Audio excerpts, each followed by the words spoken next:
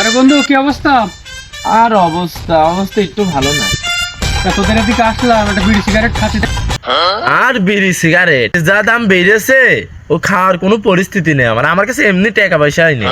আমার কাছেও টাকা পয়সা নেই, আমার কাছে একটা বুদ্ধি আছে, চক কাজে লাগাই। চল যাই।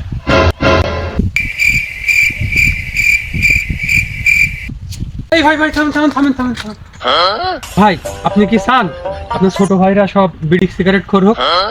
না, তা তো আমি কখনোই চাই না। আপনি তো আমাদের বড় ভাই, তাহলে বিড়ি সিগারেটটা আর খেন না, আপনি এগুলো ফেলে দেন।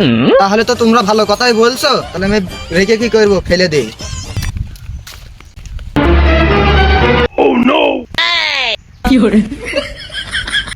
ওরা আমার ছোট হয়েও কি বুদ্ধি দিল। তাহলে যাই, ওদের আমি চিপস কিনা টাকা দিয়ে আসি।